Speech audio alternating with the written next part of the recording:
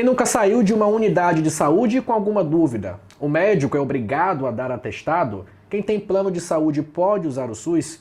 Estas e outras dúvidas nós vamos esclarecer no episódio de hoje do programa Todo Meu Direito. O nosso tema é o que todo mundo precisa saber sobre o SUS, direitos, deveres e mitos. E nós recebemos aqui no estúdio o secretário municipal de saúde, o médico Rodrigo Matos. Doutor, seja muito bem-vindo.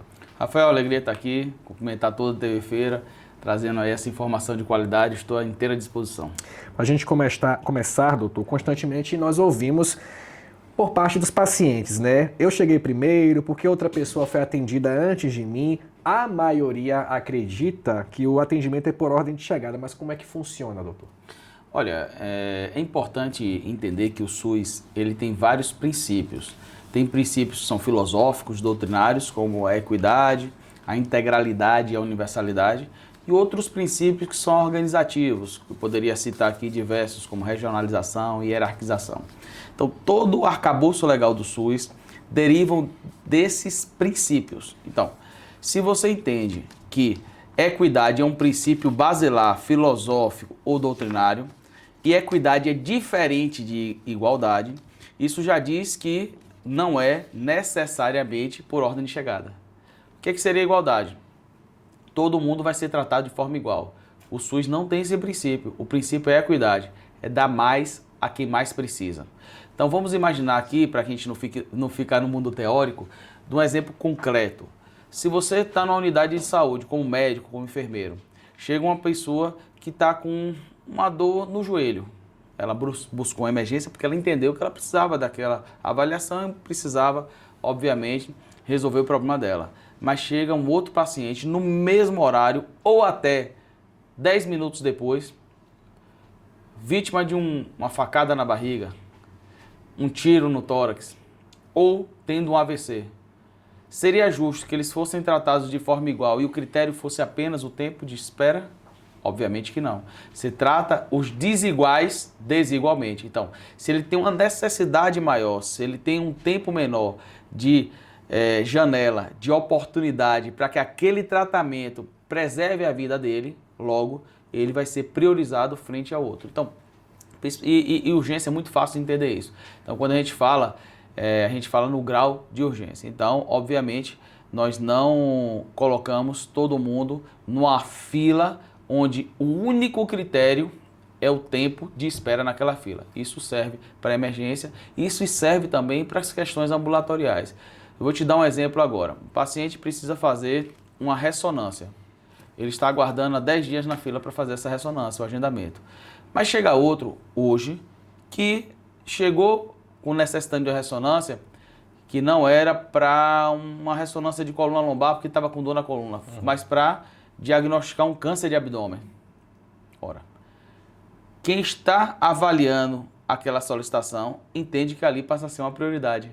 E aí, não é que passe na frente do outro, ele é categorizado, ele é classificado a partir da sua necessidade como prioritário.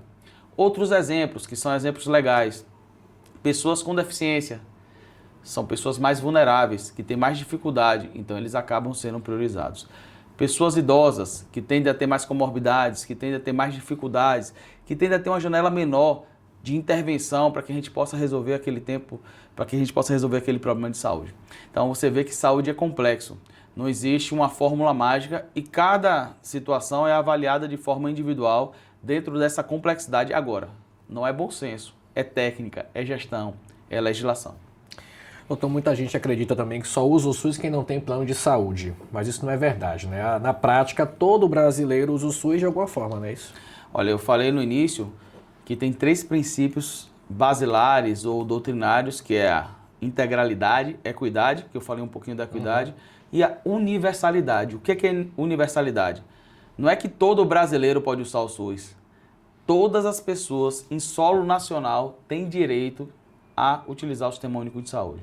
Isso quer dizer que o imigrante, uma pessoa que veio dos Estados Unidos, da África, da Ásia, está em solo brasileiro, ele tem os mesmos direitos que o brasileiro ao usar o Sistema Único de Saúde. Então, não só pode, como utiliza. E aí eu vou te dar um exemplo. A pessoa que tem plano de saúde, e você vê muito isso, nas campanhas de vacinação, Sim. elas estão nas unidades básicas de saúde, se beneficiando de uma política nacional de imunização para fazer as vacinas diversas para suas crianças. Então, não é que pode, para além de poder, utiliza. E tem coisas que são invisíveis, Rafael, como, por exemplo, a vigilância sanitária. A vigilância sanitária é um investimento robusto do país, dos estados e dos municípios para manter uma vigilância nos estabelecimentos que são de interesse da vigilância, como restaurantes, bares, garantindo a saúde daquelas pessoas, para fazer com que as condições de produção, para fazer com que a manipulação dos alimentos seja adequada e não provoque doenças nas pessoas, na sociedade. Então, o SUS é muito complexo, muitas vezes a pessoa só olha o atendimento médico naquele momento, mas o SUS vai muito além disso e é muito importante para todas as pessoas, independente se tem ou se não tem plano de saúde. Outra dúvida, doutor. Em uma emergência, o paciente pode escolher ali entre o SUS e o plano de saúde, ou até mesmo o convênio? Bom, se ele tem um plano de saúde que dá cobertura a ele em hospitais privados ou emergências privadas, mas ele optar por ir a uma unidade do SUS, ele não só pode, como ele tem todo o direito a ir. Eu vou te dar um exemplo clássico. Existem unidades especializadas. Existem unidades, sejam filantrópicas, financiadas pelo SUS, ou da rede própria, que são especializadas principalmente quando a gente fala de alta complexidade. A gente vai te dar um exemplo daqui de Feira de Santana. Existe uma unidade filantrópica aqui em Feira de Santana que faz radioterapia. Não existe nenhuma entidade privada em Feira de Santana que tenha, não filantrópica, que tenha radioterapia. Então, seja a pessoa com plano de saúde, seja a pessoa sem plano de saúde, ela faz a radioterapia nessa unidade que é filantrópica e é financiada pelo SUS majoritariamente. Então, entenda que nós temos um sistema único de saúde que é universal. Então, se você tem um plano de saúde, isso não limita seus direitos. Agora, existe uma legislação que pouca gente sabe do ressarcimento disso ao SUS.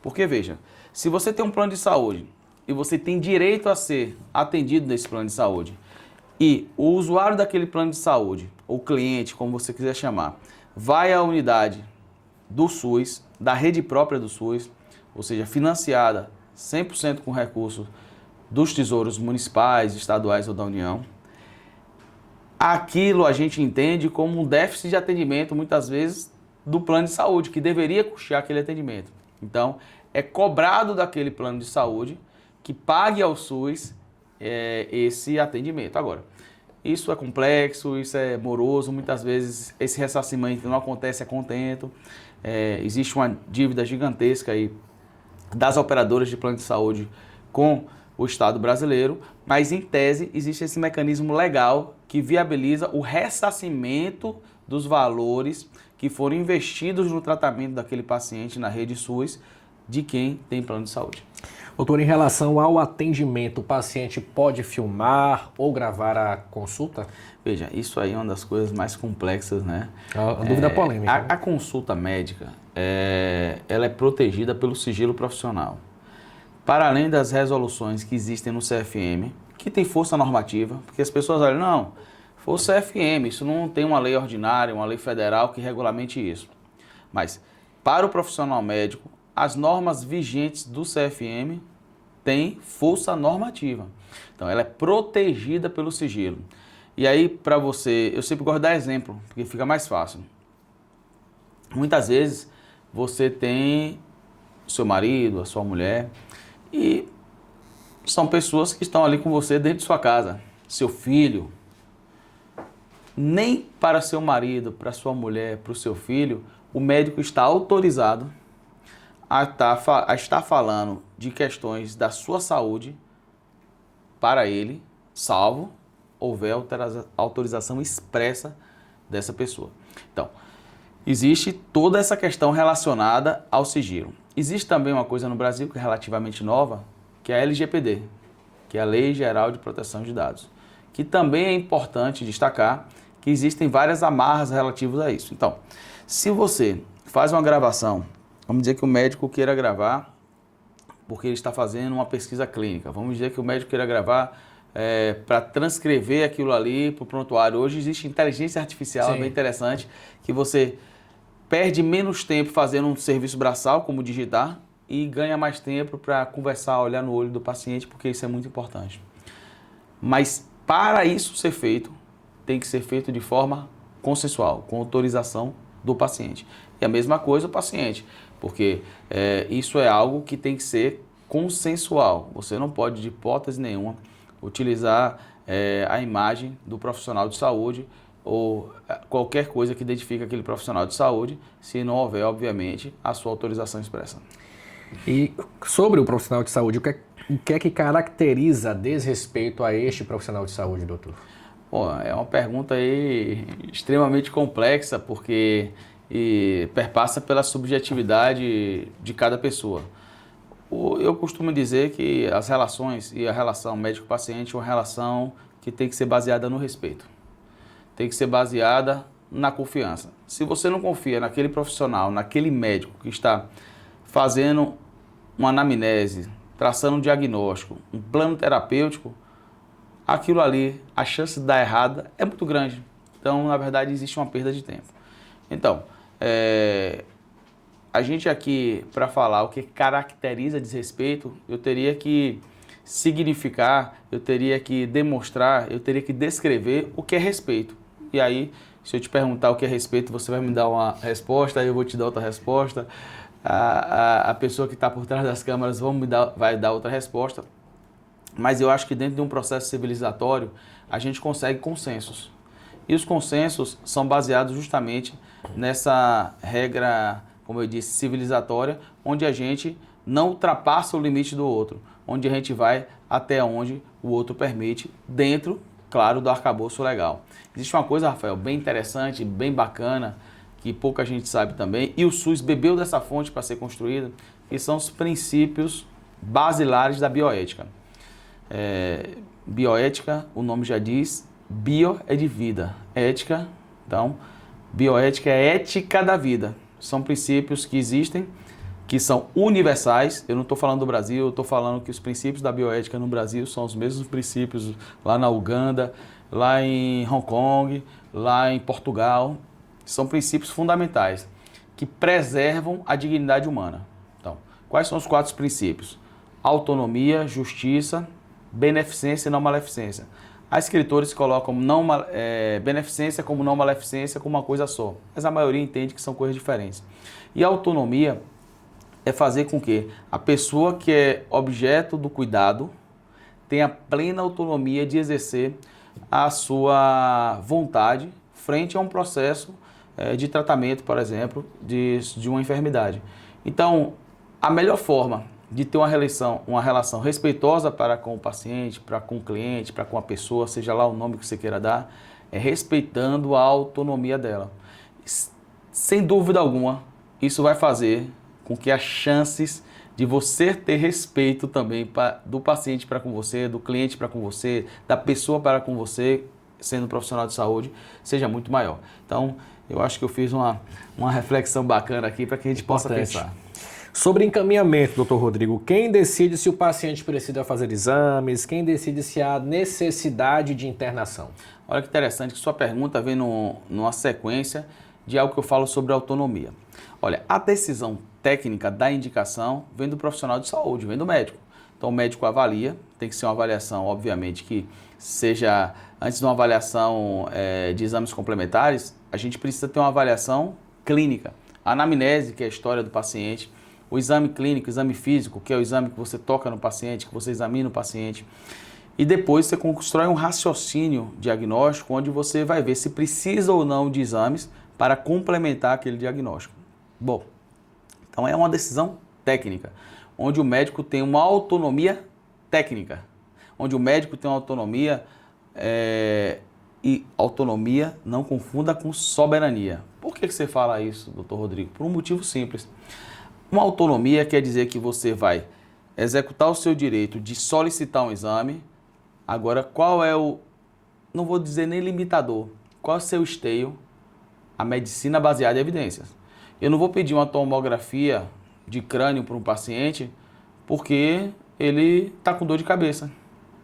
Qual o protocolo clínico que justifica isso? Qual é a evidência clínica que mostra que isso vai ser positivo? Isso pode ser até maléfico. Você vai ter uma radiação numa pessoa sem necessidade alguma, porque não vai trazer benefício nenhum. Aí ele está com dor de cabeça, faz o raio-x. Indicação zero. Então, a autonomia quer dizer que ele pode pedir tudo que ele entenda necessário para a elucidação do diagnóstico, desde que exista uma evidência clínica que justifique aquilo ali. Então, isso é complexo, eu estou falando bem mais devagar, mas para que a gente possa entender que a decisão técnica é do médico, mas ele precisa estar vinculado a um protocolo clínico / medicina baseada em evidência, para que o paciente tenha um máximo de benefício naquele exame solicitado. Do mesmo modo, doutor, com relação ao paciente, ele pode exigir, por exemplo, uma tomografia, uma ressonância? Olha, eu costumo dizer que isso acontece muito quando a gente não tem uma boa relação médico-paciente. O que o paciente quer é resolver o seu problema. E, obviamente, graças a Deus, temos hoje informação aí pulverizada, mas quando a gente tem informação pulverizada, a gente tem a boa informação e a má informação. A gente tem a informação que é adequada, a gente tem informação que é chamada hoje de fake news, hoje a gente tem a informação falsa, né? Então, quando uma pessoa começa a sentir uma dor persistente no abdômen, o que é que ela vai fazer de cara? Antigamente, no nosso tempo, no seu também, Rafael, ia pro Google, né? Exato. Pro Google. Hoje, vai pro ChatGPT. E aí, meu amigo, as pessoas não compreendem que o que faz diferença na resposta do ChatGPT é o prompt. O que é o prompt? É o que você coloca ali. Então, se você não tem uma formação adequada para perguntar ao ChatGPT, por mais volume de informações que existam compilados ali, ele vai te dar uma informação que pode ser totalmente equivocada. Então, é bom que tenha essa informação, é bom que o paciente já chegue, obviamente, tendo uma capacidade de dialogar com o seu médico, mas aí que está a arte da medicina. É você ter uma capacidade técnica muito bem estruturada, entender do componente técnico, da medicina propriamente dita, mas também ter a capacidade de dialogar e se comunicar com o seu paciente. Nunca tive dificuldade. Eu tenho hoje 16 anos de formado, sempre exerci a medicina. Algumas pessoas já chegaram no privado, no público. Doutor, eu vim aqui porque eu acho que eu preciso de uma ressonância para isso e para aquilo. Se tem indicação, está tudo certo. Se não tem indicação, você tem a obrigação de explicar pormenorizadamente àquela pessoa se é indicado, se não é indicado. Nunca tive dificuldade, nunca. Poderia ter tido uma dificuldade, nunca tive dificuldade. Agora, você tem que ter a capacidade, a paciência de poder explicar o caso para a pessoa que você está atendendo, que merece respeito, que merece consideração. Até porque eu volto ao que eu falei dos 4 princípios da bioética e de um princípio que eu acho fantástico, que é a autonomia. A pessoa só pode exercer a autonomia plena quando ela tem efetivo conhecimento sobre a situação clínica dela, a situação dela de saúde. Imagine, você chega para um paciente que é diagnosticado com uma doença grave e diz, você quer fazer o tratamento ou não? Ela não tem como saber se ela quer fazer o tratamento ou não, se ela não for explicado o que é o tratamento, quais são as complicações do tratamento, quais são as possibilidades daquilo ali, curar ou não, quais são as possibilidades de melhorar a qualidade de vida dela. Aí sim ela pode tomar uma decisão. Então, até para respeitar um dos 4 princípios fundamentais da bioética e ele exercer a autonomia plena, Rafael, essa pessoa precisa ter a capacidade de entender, através daquele profissional a que ela confiou a vida, tudo sobre o quadro dela. E imagine o quão difícil é, e você vê que o médico contemporâneo, antes já era assim, mas mais agora, precisa ter formação e habilidades que vão além das questões técnicas e são questões comportamentais, dentre outras habilidades como de comunicação. E eu não estou falando de uma pessoa de grau de instrução educacional menor. Eu estou falando de pessoas capacitadas, mas imagine o que é você dialogar com relativo a questões de saúde com uma pessoa que é formada em física, a outra que é formada em arquitetura, outra que é formada em enfermagem ou em medicina. São linguagens diferentes para que você possa transmitir aquela mensagem e ela tenha capacidade de compreensão. Porque o bom comunicador não é o que fala bonito. O bom comunicador não é o que fala palavras difíceis. O bom comunicador é que tem a capacidade de maximizar as chances daquela pessoa compreender de fato qual é a situação clínica dela, que a gente está falando da relação médico-paciente. Então, o médico que só sabe medicina, ele infelizmente hoje, isso já era antigo, não sabe nada. Verdade. Doutor, antes do intervalo, esclarece para a gente mais uma dúvida. Quando procurar a UBS, que é a Unidade Básica de Saúde, a UPA ou o hospital? Quando que o paciente deve fazer isso? Em quais situações, na verdade? É uma pergunta também que a gente parece simples, né? Mas muitas vezes é complexa, não porque a gente não saiba exatamente quais as condições clínicas que são mais para uma coisa e mais para outra, mas porque isso aí depende da percepção do paciente. Então, claro que a gente avisa, fala o que seria, eu vou falar para você, mas o que eu quero colocar aqui para cada médico que possa estar me ouvindo, para cada profissional de saúde, enfermagem, técnico de enfermagem, que se eventualmente uma pessoa bata na sua porta, seja na UBS ou seja na UPA, e não esteja dentro desse enquadramento que eu vou falar logo a seguir, ela não tem culpa, ela não tem essa formação, ela não tem a obrigação de saber se ela se enquadra no espaço A, no espaço B ou no espaço C. Cabe ao profissional de saúde reorientar, acolher, reorientar e encaminhar se for necessário.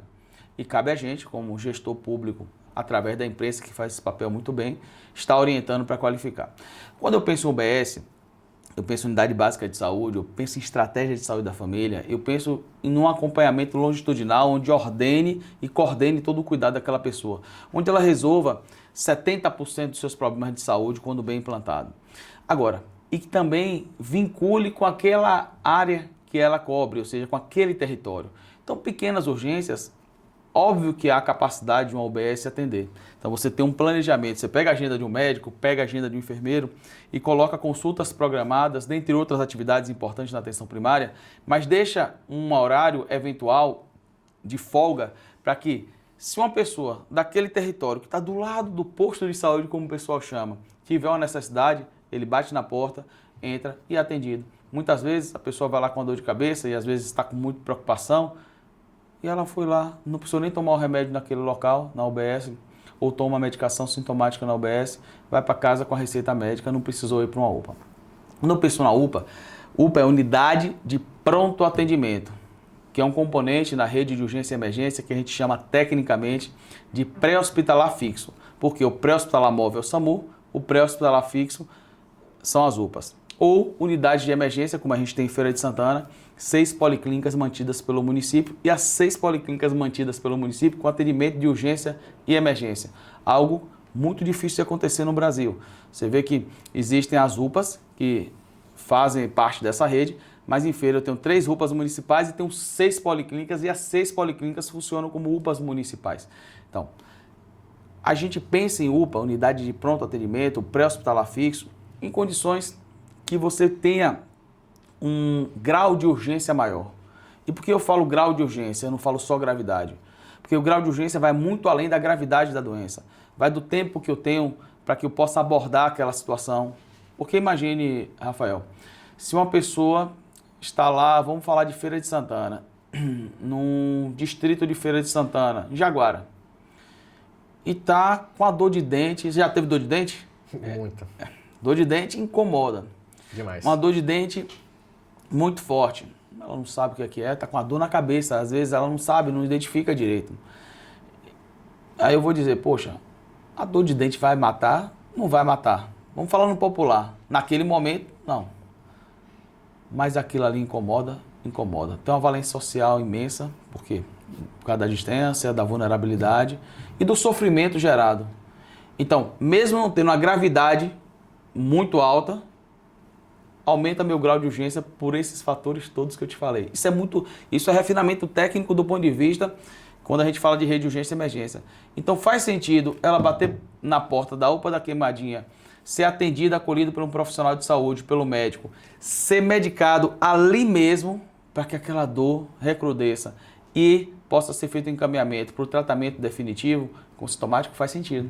Então, por isso que quando eu falo de diferença de UPA e diferença de UBS, eu faço todo esse contexto para que cada pessoa que esteja nos ouvindo possa fazer. Então eu poderia falar agora, para finalizar essa sua pergunta, de exemplos de quando você procurar a UPA e quando você procurar a UBS. Se você tem uma dor no peito, Você pensa em dor no peito, tromboembolismo pulmonar, infarto. Se a boca fica torta, você suspeita de AVC, vai para uma UPA, você não vai nunca no OBS. Se você tem uma febre baixa, você vai para um OBS. Uma dor de cabeça, que a gente chama tecnicamente de cefaleia leve, uma cefaleia que você tensional, que você já está acostumado, você vai no OBS.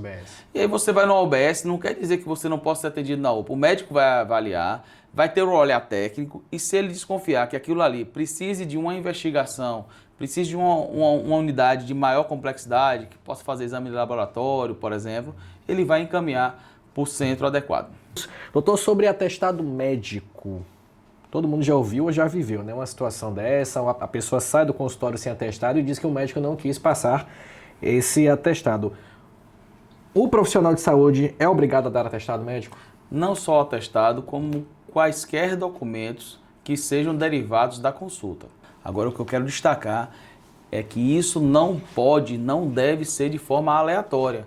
Há critérios clínicos, como por exemplo, você diagnostica um paciente que tem infecção urinária e por algum motivo você entende que você vai passar um antibiótico, aquele antibiótico tem um início de ação em tantos dias e que, obviamente, aquilo ali vai ser necessário para que ele repouse e recupere a sua vida laborativa, ou seja, sua condição de trabalho naquele período. Então, não é uma coisa que é olhar para a pessoa e dizer, você precisa de 2 dias, de 3 dias, de 4 dias. Não existe e não é permitido essa forma de se fazer medicina aleatória. É técnico, baseado, obviamente, no indivíduo e na doença. Porque 2 pessoas podem ter a mesma enfermidade, mas uma doença em Chico é uma coisa, em Francisco é outra coisa. Com certeza. Então, a condição de saúde prévia daquela pessoa, o trabalho daquela pessoa tem que ser levado em consideração. Uma coisa é a infecção urinária numa pessoa que trabalha de home office. Outra coisa é a infecção urinária numa pessoa que trabalha como caminhoneiro. Então, são coisas diferentes. Então, você leva em consideração a enfermidade, a gravidade da enfermidade, a situação laborativa, ou seja, a profissão daquela pessoa, e aí você toma uma decisão técnica. Mas respondendo de forma objetiva, a autonomia é do médico em relação aos documentos que são elaborados da consulta em especial ao atestado médico. Doutor Rodrigo Matos, muito obrigado, viu, pelos esclarecimentos, por ter estado aqui conosco. Sempre à disposição, parabéns pelo programa. Isso aqui traz informação de qualidade para tantas pessoas. Eu não tenho dúvida nenhuma que esse bate-papo vai ajudar a trazer uma reflexão bacana aí para tantos e tantos feirenses baianos, brasileiros e agora com a rede mundial de computadores, com a globalização, até para gente de fora do país. Com toda certeza. A gente agradece a você de casa também que esteve aqui conosco em mais um episódio do Tô no Meu Direito. Lembrando que o programa fica disponível também no nosso canal no YouTube TV Feira 2.1. Até a próxima semana.